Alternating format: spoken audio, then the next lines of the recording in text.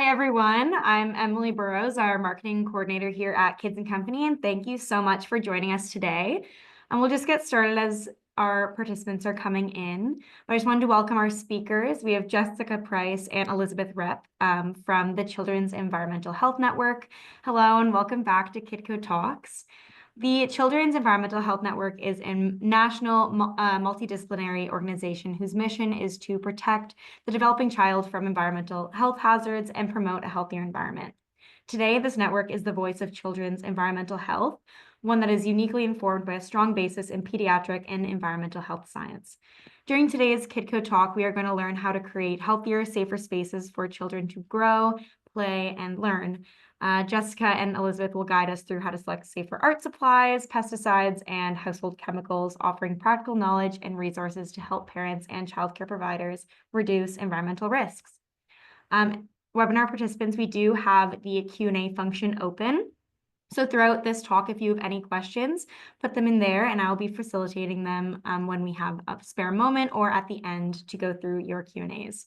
So Elisabeth and Jessica, I'll hand it over to you. Great, thank you so much.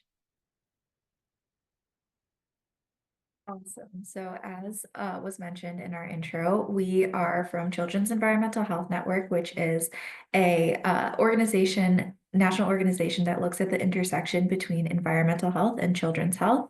I am Ellie Rep. I am the Eco Healthy Child Care Program Assistant. And Jess, if you would like to introduce yourself really quick. Hi, everybody. I'm Jessica Price. I'm the Eco Healthy Child Care Program Manager, and we're excited to be with you here today. Ellie's going to start us off, and then I will finish the last few slides at the end. Next slide.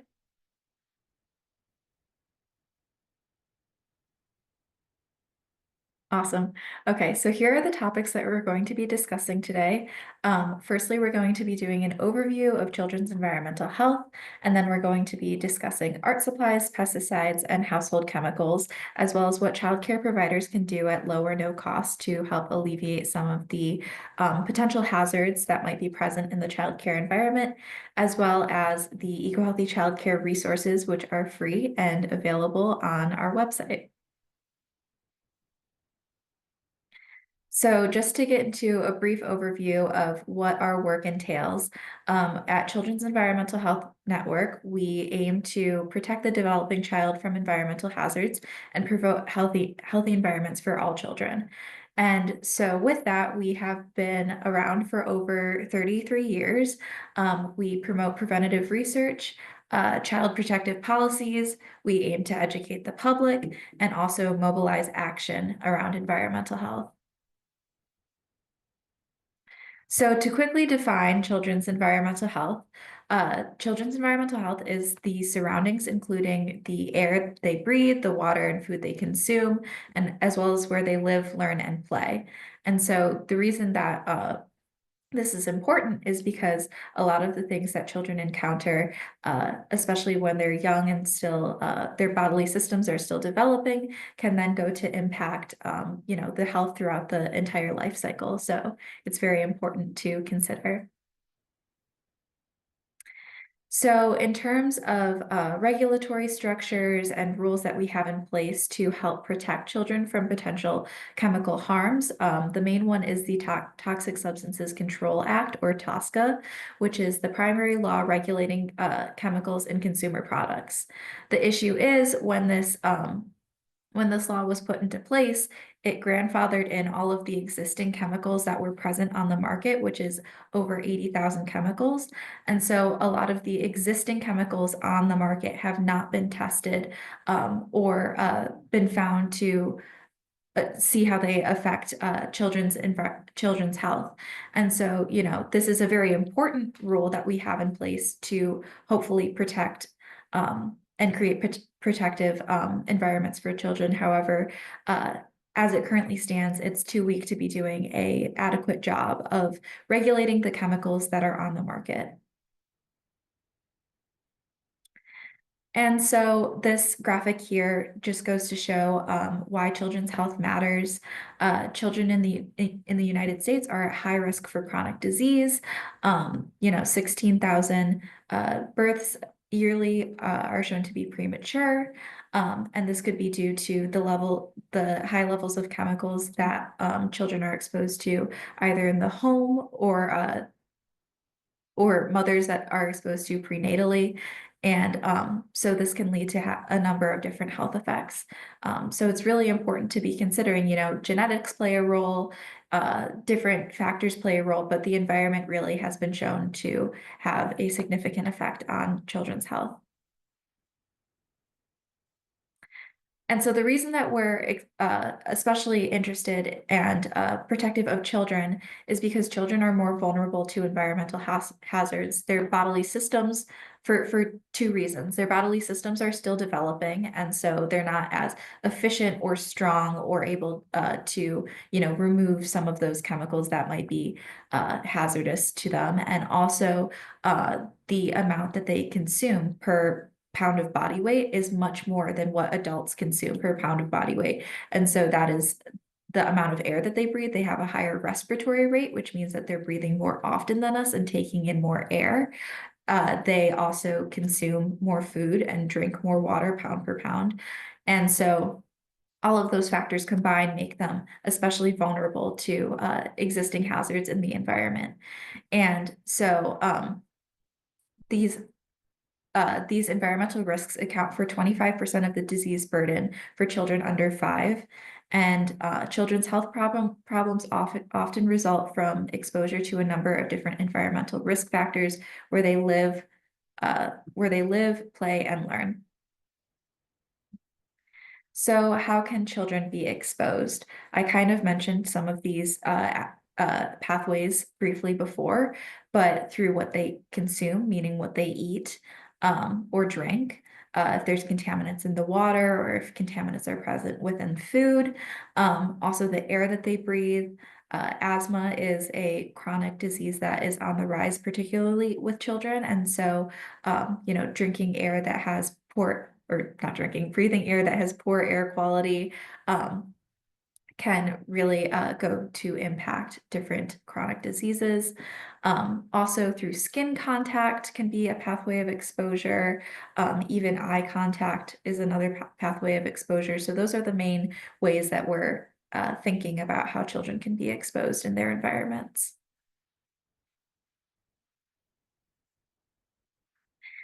And so what this graphic kind of goes to show is all the different factors that can play a role in the overall picture of one's health. And so you can see that socioeconomic factors play a role, healthcare access plays a role, nutrition, what children are eating. But overall, one thing that's kind of encompassing of all of that is the environment.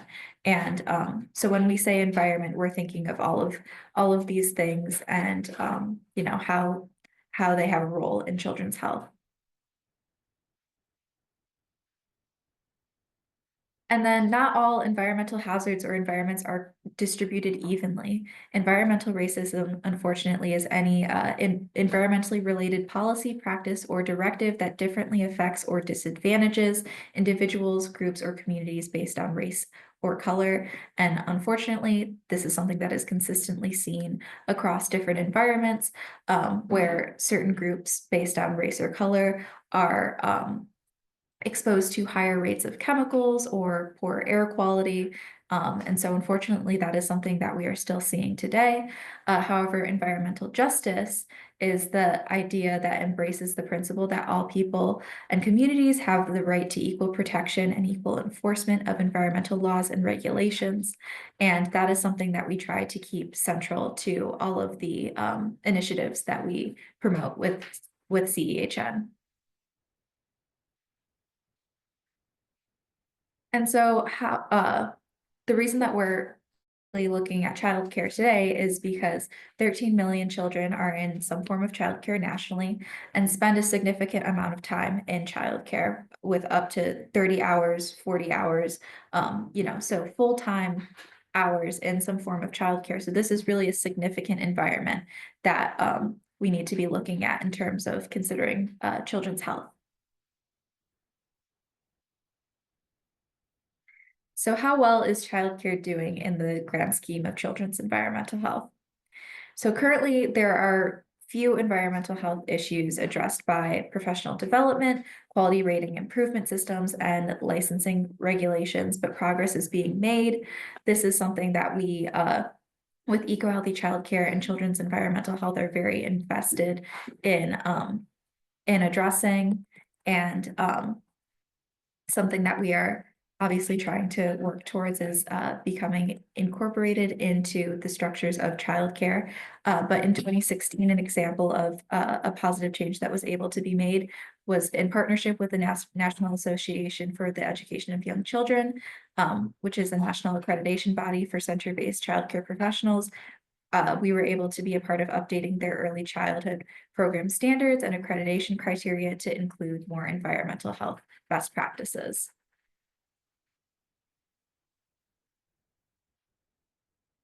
And so we're also not just hoping to, protect the children in childcare, although that is our main goal, but we're also invested in protecting providers. And we aim to uplift the importance of that, especially as providers are typically women, oftentimes mothers, oftentimes women of color. And so, in promoting environmental justice and health equity, we find it very important to also uplift and protect the health of childcare providers as well. So that brings us to Eco Healthy Childcare, which is our national program managed by Children's Environmental Health Network.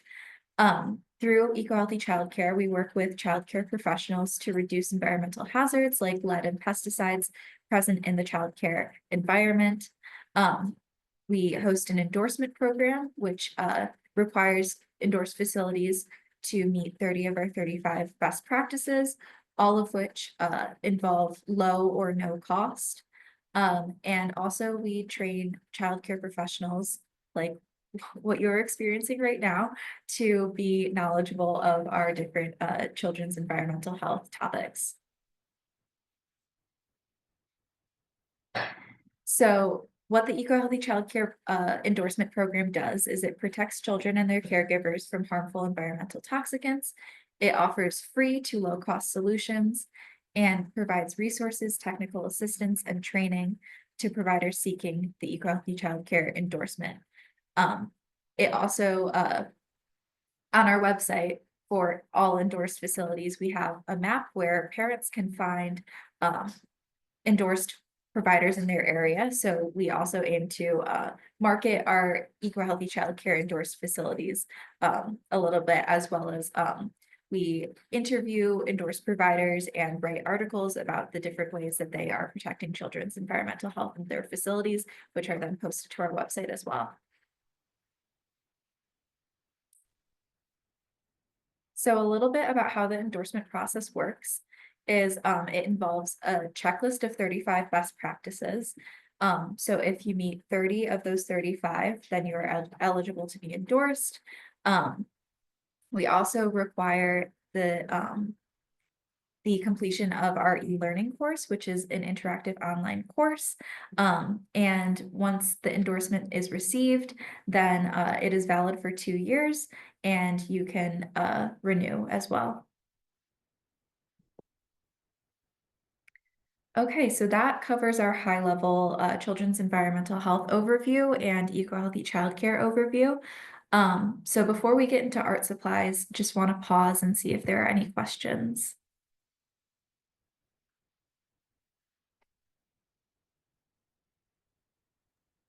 I don't believe there are at this time, but thank you for that overview. Kids and Company, we're ourselves very happy to be endorsed by Eco Healthy Childcare. So it's good for our parents to hear a little bit more about the process behind that. Awesome, perfect. All right, then we'll move into our first specific topic, which is art supplies.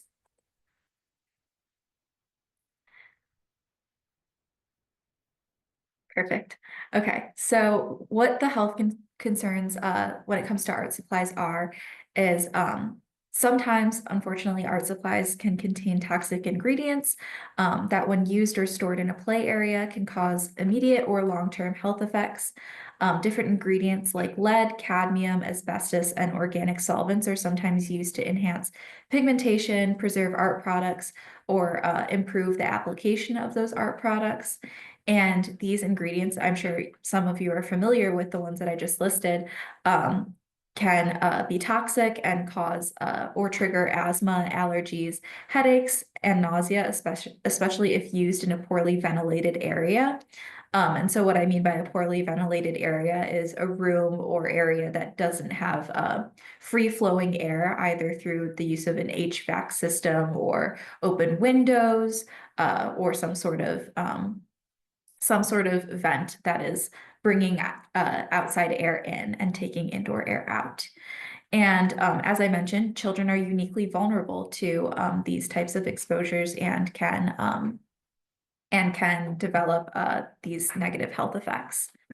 And in addition, young children are more likely to have contact with these products on their skin or in their hair and in their mouths.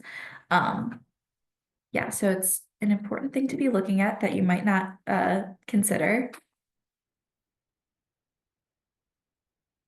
And so, as I mentioned, how children are exposed is through inhalation, ingestion, and skin contact. And so, it's probably not expected, or, well, it might be expected, but the designed use for art supplies isn't necessarily to be inhaling or ingesting or to be putting directly on skin, but as we know with children, that is something that happens. Whether it's coloring on one's skin or inhaling fumes that maybe the art supplies are releasing, or everything might be ending up in the children's mouths. And so it's important to be using products that, if those situations happen, it's not creating some sort of harm. And so, as I mentioned, these toxic ingredients can trigger health effects like asthma, allergies, headaches, and nausea. And children are uniquely vulnerable for the reasons that I mentioned before. Their bodies are still developing, and they're also more likely to be exposing themselves in ways that adults might not be, either through putting the art supplies in their mouths or coloring on skin.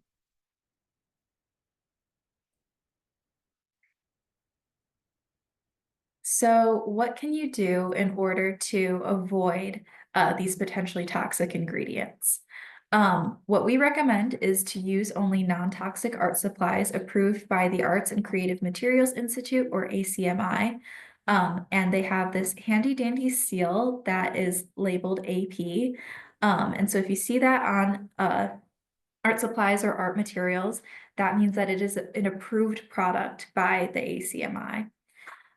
You can also look out for, and this will be typically printed very, very small on whatever packaging you're looking at, but the conforms to ASTM D4236. And so if that's printed in fine print on the product, that means that it also adheres to the same standards as the ACMI AP label. So that's another one that you can look for. We also recommend that when art supplies are used, you keep the workspaces ventilated. So as I mentioned before, using opening screened windows, opening doors with a screen door, using an HVAC system. And if none of those are available to you, you can also use an air purifier or a portable air cleaner. Ensuring that children wear protective smocks and also wash their hands after using art supplies, as well as closely supervising when using household art supplies to avoid improper ingestion or improper use. And then also cleaning up before and after using art supplies is also important. So using a wet mop or a vacuum with a high efficiency HEPA filter to clean floors.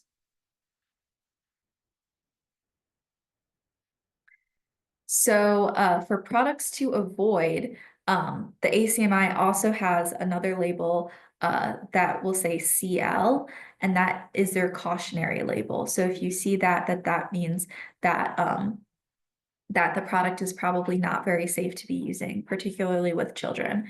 So the ACMI CL cautionary label, or the California Proposition 65 warning. If you've ever seen that before and been a little bit confused, why does this say that in California, you know, it's regulated, but it's exclusive to California.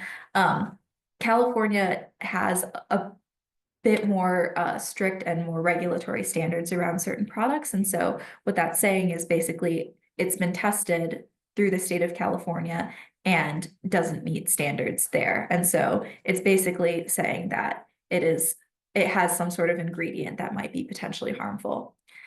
And so some products that might be shown to have negative health effects are solvent-based products like markers, oil-based paints, or cements, especially since those might be extremely flammable and release toxic vapors. Products that contain lead or other heavy metals, and so that can be typically found in certain paints, glazes, or enamels. Products that can be inhaled or get into children's eyes, like clay in dry form, powdered paints, wheat paste, or aerosols. So any type of aerosol spray that when you spray it makes the sound is an aerosol. And basically the reason that that's important to avoid is when you're aerosolizing something, you're breaking down those droplets so that they're very small and can be inhaled. And that obviously is negative. So spray paint or even hairspray is something that we want to avoid using around children. Commercial dyes, products that are not in their original containers, or products with improper labeling. So sometimes when we receive donated items, that can be a consideration if it's not in its original container because we don't know what labeling it has. Instant paper mache, typically because this can contain asbestos fibers, lead, or other metals from printing ink. Permanent felt tip markers or scented markers. Scented markers are super fun. I loved them when I was a kid, but unfortunately anything with fragrance, means that there's some sort of vapor that is being inhaled, and that can be a trigger for asthma. And so, yeah, thankfully, there are a lot of art products that are geared towards children that do not use these ingredients, but it is important when you're purchasing or receiving art supplies that you're looking at for these things.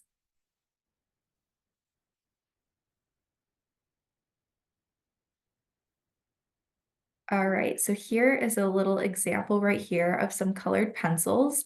And as you can see, it does not have the ACMI AP label or that other label that was listed here. Let me pull it back up. The ASTM D4236 label. So this one does not have either, and so it would not be a safer product to use in the child care facility. And that is the end of our art supplies section. Are there any questions? One question here. Are there any brands that are particularly strong at adhering to these guidelines that you can recommend? Yeah, there are multiple brands. I mean, I think Crayola is the most popular, but a lot of the products that you'll see on shelves are in general pretty good. As long as you look for those certifications, the brand doesn't necessarily matter. Because once they've reached their certification, it's acceptable. Thank you. We have a couple of questions sort of around the same thing, which are all about product recommendations, so that is helpful. Okay.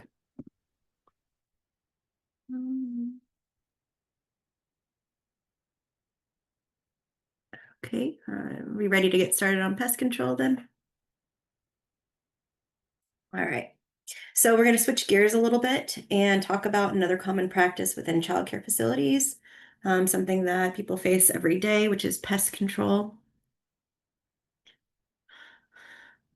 So a pesticide is any substance used inside or outside to repel or kill unwanted insects, plants, or other pests. And since pesticides are designed to kill, they often contain harmful chemicals that can harm human health, especially children. So a lot of times you will see an EPA registration number, and a lot of people think, oh, the EPA, it's registered with the EPA, so that means it's safe. It doesn't necessarily. EPA registers them because they can kill things and they can hurt other things unintentionally. So it doesn't necessarily mean that it's safe to use, however you want to. It means that you really have to look at the instructions and you really have to look at the label and proceed with caution. So a few examples of pesticides would be roach spray, bait stations, weed killers, insect repellents, flea collars, and even disinfectants because, those kill and harm things too. So how are children exposed to pesticides? So they can be exposed by eating food that has been sprayed with pesticides.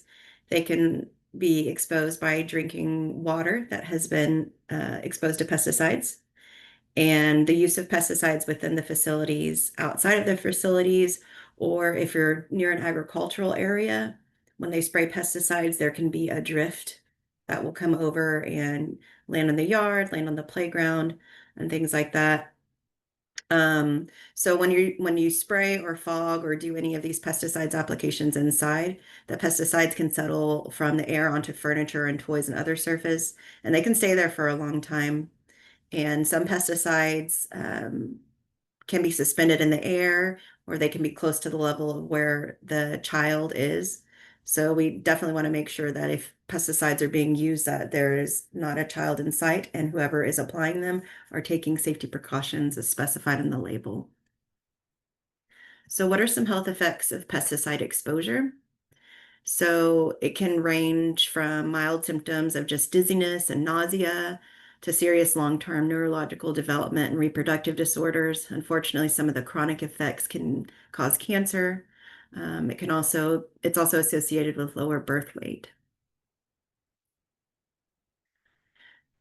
So many child care facilities hire pest control operators to routinely use only pesticides to control pests. So maybe they'll have them come in once a month, once every 6 months, something like that. But children and providers can be exposed to pesticides, especially when they're sprayed. And like I said, they settle on surfaces. So children are going to actively touch things, put things on their mouth, roll around on the floor, crawl on the floor. So that is something that we're definitely um, wanting people to be aware of when you're using it, which is why we're so cautious. And concentrations of some of these substances can be 4 to 6 times higher near the floor, because if you have those repeated spraying, and if it's a carpet or something like that, you're not necessarily going to be able to vacuum all of that up. So one thing that we do recommend is integrated pest management, or IPM, and this is an effective way to reduce exposure to pesticides and just to make the pests feel unwelcome in the child care facility.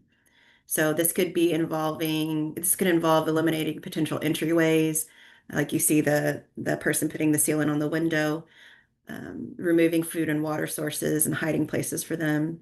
So you can seal cracks in walls, clean up food that has been spilt right away, and just try to eliminate the root cause of why these pests are there. Because if pests are coming, there's a reason that they're coming, and you want to try to find that reason, block it, and the pests are not going to want to hang out anymore. So ideally, we want to take some of these methods, and if you do have to use pesticides, because sometimes there's just situations you can't control. If you're in a facility that is located next to another facility and they're not taking care of what they need to, pests can still come in. So there are going to be those times where you may need to use pesticides, but we want there to be thought put into integrated pest management first, so that way the pesticides are just a method of last resort. Another just interesting thing is that we did have one school that they had this was in California, so it's going to be more expensive, but cost for pest control dropped from almost $1,700 per year to $135 per year just by taking these steps and trying to find that root cause and getting rid of it. So it can actually save you money, and it is proven effective.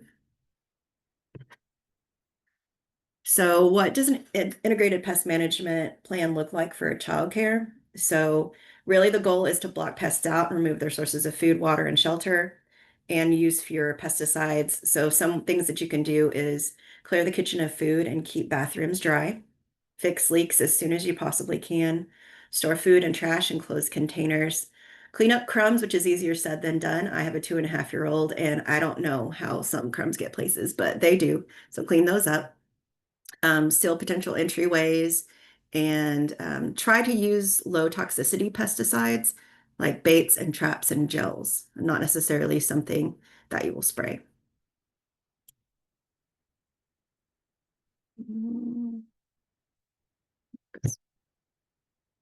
So again, what happens if the pests are stubborn and you need additional help? You can use the EPA registered product, but make sure you read and follow the instructions because the EPA registered product means that it is potentially dangerous. So, and make sure you follow how much you need to use. This is not a case where, oh, I'll just use a little bit more and it'll be better. That's not the case with this. A little extra could increase the risk of exposure of harmful chemicals to your staff and your kiddos, and we don't want that. Make sure that baits and traps are not accessible to children. I'm sure y'all know that one too. And make sure you keep the pesticide in its original package and place it in a childproof container. Don't try to put it in a smaller cup or a smaller container so you can just have it easily portable because that can run into trouble because your staff might not know what it is. The kids might see it and they think it's something else. Just be careful with that. And we also recommend giving your staff and parents notice if you do have to spray some of these pesticides because some children are more sensitive than others and some staff are more sensitive than others, so they might need to make alternative plans. So trying to find a pest control company can be a little overwhelming, but what we do recommend is that you call several companies, insist on the references, and actually check the references.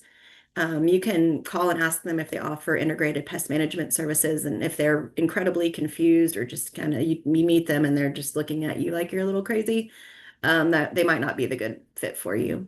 You also want to see if they'll if they'll perform an inspection first and give a checklist of what the issues are. If they just come in with chemicals and want to spray, then that's something that you need to be a little bit wary of. And because you want to make sure that they offer these non-chemical treatment options. So that way you're getting more bang for your buck. You're getting the help that you need and reducing the pests coming in the future. And also make sure that they're licensed and insured. And this differs for every state. So that's going to be something that you need to research depending on where you live. So I live in Texas, so we are going to have mosquito season. And so this is always an uphill battle. So what we can recommend is children dress in long pants and long sleeve clothing when they're outdoors. This needs to be cotton or some sort of lighter fabric, not anything synthetic, because they'll get super hot if that's an option of what you want to do with the long clothing. If you're going to take kids outside, you can put mosquito netting over infant carriers, so that way you don't have to put any of the bug repellent on the child themselves. And also just you can avoid areas where insects breed or congregate. And if you have standing water that you see, you need to remove it weekly. So you can think of checking places like bird bath, if you have a clogged gutter or a hidden puddle, and because most mosquitoes, at least the most common species of mosquitoes, don't really travel far. They'll stay within 150 to 500 feet of the hatching site. Um, Along with the clothing, you don't want to use bright colors or flowery prints. And you don't want to use scented soaps, perfumes, or hairsprays on your child because that could attract them as well. And just remember that the insect repellents really don't have any effect on bees, hornets, or wasps or anything like that. So when using insect repellents, there are some products that have sunscreen and insect repellent, both of them. And you want to avoid those products because you're going to need to reapply sunscreen and you don't necessarily want to reapply sunscreen and insect repellent because that's unnecessary. So we would recommend applying the sunscreen first and then follow it by the insect repellent. And some kids want to help and spray and do things. Don't let them help. Just go ahead and do it for them and, stay strong. And also when you're putting insect repellent on them, you don't want to apply it to their hands because they're going to put it in their mouth and up their nose, and you know what kids do. You guys know. You also, again, Ellie said this earlier, you want to avoid aerosols and use pump sprays. And after returning indoors, wash your child's skin. And if you're at home and it can change their clothes, go ahead and do that and give them a quick bath. So always store insect repellent safely and out of reach of children. Okay, now we're switching over to talk about organic foods. So I'm sure you've heard a lot about organic and not organic foods and one versus the other. So I'm going to give you a brief background of that. So when they say organic, it's USDA certified organic, and they're grown and processed according to specific federal guidelines. And they have many factors in them, but it's a lot to do with soil quality, animal raising practices, pest and weed control, and use of additives. And if it's an organic producer, they're going to rely on natural substances, physical and mechanical or biologically based farm methods. And they use significantly less synthetic pesticides. So when children eat organic fruits and vegetables, the levels of certain pesticides in their bodies can decline pretty significantly. And I'll talk about that in a little bit. But if you're in the store, usually the organic produce is separated and it's got a 5-digit code that starts with a 9 on the product sticker.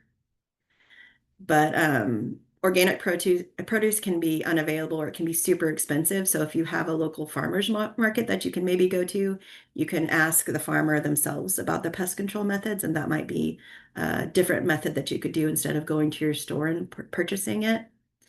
But whether or not you buy organic or not, it's really important to wash the produce well. So you can just hold it under water. That helps remove dirt and bacteria as well as reduce pesticide levels. And if you've seen the pesticide wash, you don't necessarily need that. You can get that, I guess, if it makes you feel better, but it's not really going to be too much helpful. But most importantly, regardless of organic or not organic products, you need to eat your fruits and vegetables. Children need to eat your fruits and vegetables. They need to be nourished regardless of what you do. So we definitely support, fed is best.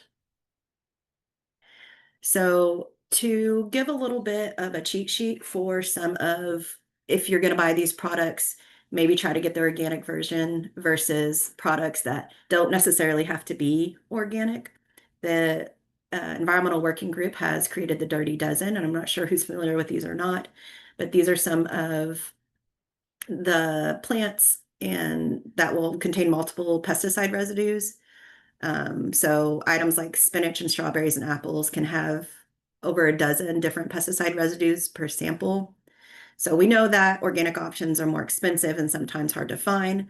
So if you can prioritize these to get the organic versions for your children, we think that that would be helpful. There was a 2019 study from our partners, Friends of the Earth US, that showed that toxic pesticides dropped up to 95% after 1 week for families on an organic diet. And this occurred, it was in America, it was in Oakland, Minneapolis, Atlanta, and Baltimore. And so after 6 days, they even showed, a great reduction, and they used urine to measure this daily. So that's how they found out. So yeah, the study found significant reductions in pesticides that have been associated with cancers, autoimmune disorders, infertility, hormone disruption, Alzheimer's, and Parkinson's disease. And the most significant decline involved organophosphates, which is highly neurotoxic pesticides linked to brain damage in children. And the study found a 95% drop in levels of malathion, which is a probable human carcinogen, and a nearly 2/3 reduction in chlorpyrifos. And we know right now that organophosphates are harmful to children's developing brains, and scientists have been calling for a full phase out.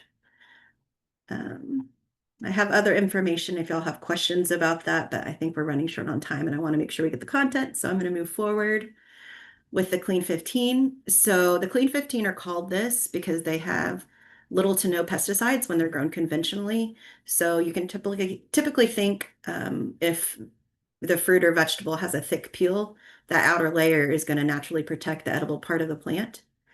And these might just be crops that require fewer chemicals, or they might just resist pests naturally. So over 70% of samples of these types of products had no pesticide residue at all. So conventional versions of these fruit will be okay. You don't have to feel any kind of way about it. All right, next we're going to get into household chemicals. So a wide variety of toxic or hazardous chemicals are routinely used as ingredients for cleaning products, disinfectant sanitizers, and other things. Household chemicals can make indoor air quality unhealthy to breathe. It can irritate the skin, the eyes, could harm the respiratory tract and endocrine system, and it could just pollute the natural environment. And again, children are especially vulnerable to toxic chemicals because their bodies and organs are still developing, and they can't necessarily metabolize some of these things that they're coming into contact with. Did not mean to do that.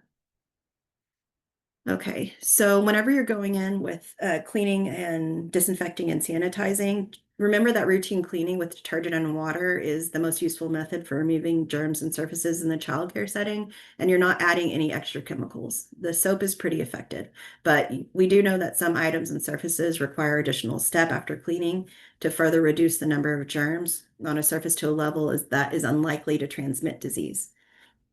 So, just make sure you look at the labels again. I feel like I'm gonna repeat that multiple times.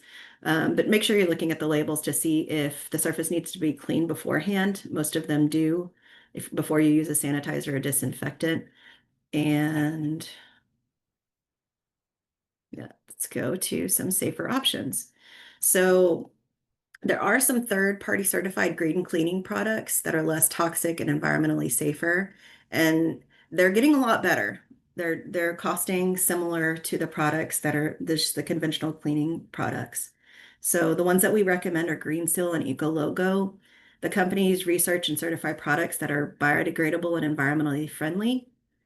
And you can see the website there. We would definitely recommend for childcare facilities the fragrance-free version, because if you're adding a fragrance, then you're just adding extra chemicals.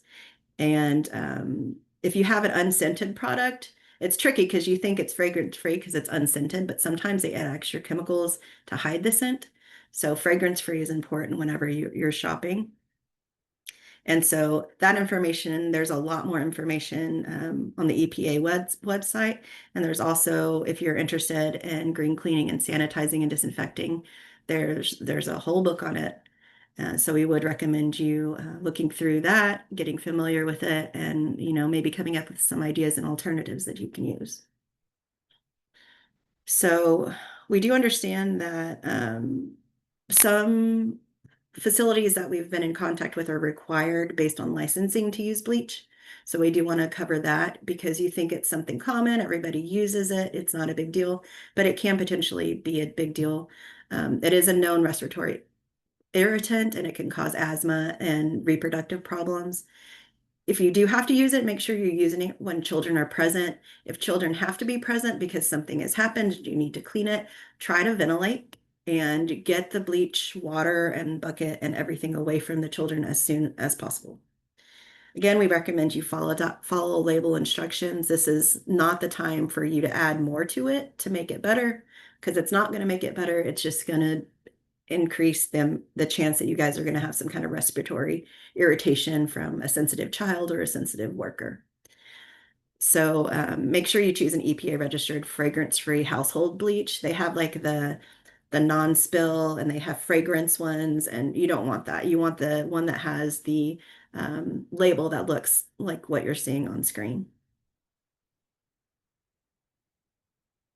So I'm going to talk a little bit about quaternary ammonium compounds, which are called quats. So they're effective against a broad spectrum of like microbes and germs and things like that, but they can raise serious health and environmental concerns, especially in environments where young children spend time. They can cause chronic health conditions in children and staff, especially if they are used in poorly ventilated areas. And animal studies are still underway, but they're showing that quats could impact reproductive development and fertility. So it is something that you want to use with caution. So some examples of this would be the Lysol disinfectant sprays, Clorox wipe, and then store brand antibacterial cleaners.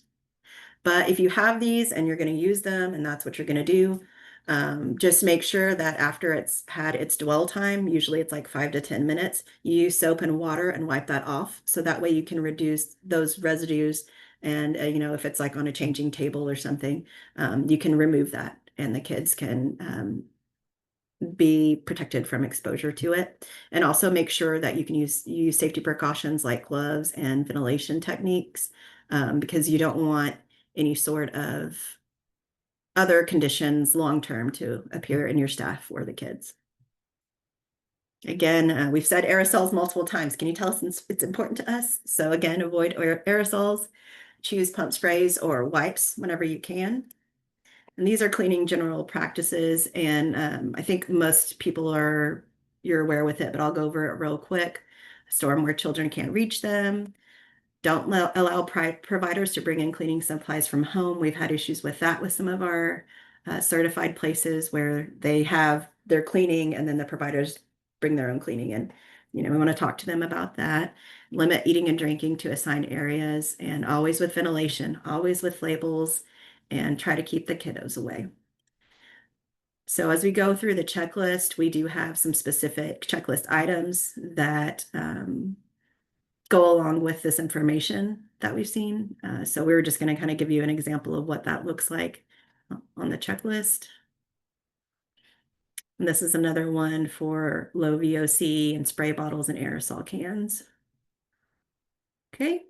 And with that, I know we've gone through a lot and there might be questions. So we are here and we are willing to answer any questions you guys may have. And we appreciate your time. We're really happy to be here and share this information with y'all. Yeah, thank you all Thank you so much. so much to the both of you. That was very informative and helpful. There's lots of things in there that I would have never thought of myself. We had Elisabeth actually answering a couple of questions throughout your presentation. So a lot of those have been gone through, but I have a couple more that we can touch on when we have the time. So one question here is, are essential oils safe for use with children? Yeah, everybody wants them to be. I want them to be. I love the smell of them. They're not. 10 years ago, maybe it would have been considered okay, but now we're finding that even if it is like a natural smell like that, it can trigger asthma attacks. So you really don't want to do that. And I know a lot of providers just really want to have some sort of smell, but we just want to reiterate the fact that clean doesn't have a smell. The clean smell that I had growing up was Pine Sol, and we don't want that. So yeah, we have alternative ideas. Do you want to go through some, Ellie? Let you talk a little bit. Yeah, so some ideas that we've been putting out there are one example is a pomander bowl. So that's when you take an orange or some type of citrus fruit and stick cloves in it, and it releases like a fresh scent. And so that's an example of something that might be better than putting essential oils in a diffuser, because as just mentioned, that's still a type of fragrance that children are inhaling, and that can still be triggering for especially children with asthma, or it can also lead to the development of asthma. So yes. Another example of something else to consider would be like a simmer pot. So just putting a pot of water with like apples and cinnamon on like low heat, just something like that too. I love those suggestions. Thank you. And then back to the insect repellent. This question is, do those anti-mosquito stickers work, and are they safe? That's a really good question, and I do not know. Yeah, But we can research it and we can reach back out to you if you want to reach out. Because a lot of the times, whenever we get our ideas for fact sheets or different blogs or anything, we get it from coming here and getting good questions like that. So I want to know that too. So And there's a similar question about chemicals here with my mother-in-law uses Dawn Power Wash to spray to remove stains on clothes. I always wonder if it is safe for kids. I don't know what to look for in the ingredients to see if it is safe. so just yeah, go double ahead. checking. Dawn Power Wash is like a type of dish soap, I believe. And so I think with stuff like that, with dish soap or laundry detergent, there can be potential chemicals inside of it that are potentially reactive to children, or like if there's skin contact. But for removing stains on clothes, like especially if that's something that's getting rinsed out, that's not something of high concern. So Jess, if you have anything that you want to add to that, but Yeah, I think the bigger hitters for that would be the laundry detergent if it's heavily yeah. scented. And the little scent beads, those would be more concerning to me than the Dawn. I think that's going to wash out pretty effectively. But depending on the stain, I mean, you can use vinegar as well. My husband washed his jeans with a fish oil capsule in it, so it smelled like fish. So baking soda, baking soda and vinegar can go a long way for a lot of things. So keep that in mind too. Another question here is, what about scented candles? If we burn them at night after bed, is the issue going to be there when the kids enter the space in the morning? That's a Yeah, hard so one. that Yeah. is a hard one. You know, I would say definitely avoiding burning candles while children are around is a good rule of thumb. But you know, just in general, that is still a scented product, especially because, you know, when you're burning something, you're not just releasing the scent into the air, but you're also potentially releasing smoke into the air. So, you know, we definitely recommend avoiding candles. But if you want to get an air purifier, if you have an air purifier, a HEPA filter, then that's going to remove that, I would say definitely by the morning. If you're wanting to have like, bubble bath and candle and relax, because you guys probably need that. If you get an air purifier, that's going to help pull some of those contaminants out so you can rest a little bit easier. Perfect. Well, thank you so much. If we have any questions that we weren't able to get to, feel free to send them along to our email, our follow-up email, and we will pass them along to Elisabeth and Jessica and hopefully be able to get back to you to answer all of your questions. You can also see their contact information on the screen now. So Elisabeth, Jessica, thank you so much for coming and speaking with us today and having this live Q&A. It's always helpful to have some questions answered as they come up. And thank you to everyone for coming on today. We always appreciate the engagement, and we're happy to have you involved. I would like to remind everyone as you're leaving that there'll be a recording sent out shortly after this has wrapped up with more resources to find their organization as well as their contact information. And there's going to be a quick survey popping up as you leave. So if you want to take a minute to write us as well as Jessica and Elisabeth some feedback, we would greatly appreciate it. And thank you so much again. We'll see everyone next month on May 22nd for our next Kidco Talk with Nurture with Naps on parental mental health and managing parental overwhelm. Thank you all. Thank Thanks, you. y'all.